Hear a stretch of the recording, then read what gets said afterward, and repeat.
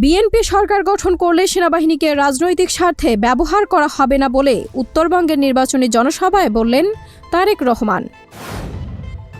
দেশের প্রখ্যাত সুরকার সঙ্গীত পরিচালক মোহাম্মদ শাহনেওয়াজ মারা গেছেন। তিনি অসংখ্য কালজয়ী গানের স্রষ্টা।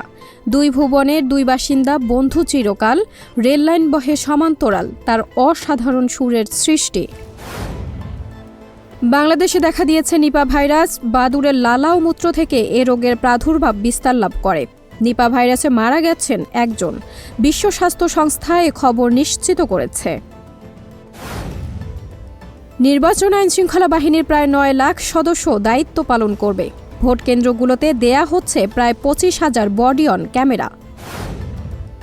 ভারতের কেরালায় বাসে হেনস্থার ভিডিও ভাইরাল, অভিযুক্তের আত্মহত্যা, পোস্টকারী নারী গ্রেফতার। আজ সংসদ নির্বাচন ও গণভোট হচ্ছে থাইল্যান্ডে।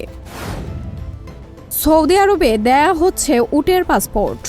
শীর্ষ কর্মকর্তাদের মতে এই উদ্যোগের মাধ্যমে দেশের মূল্যবান প্রাণীগুলোর আরও ভালো ব্যবস্থাপনা নিশ্চিত হবে।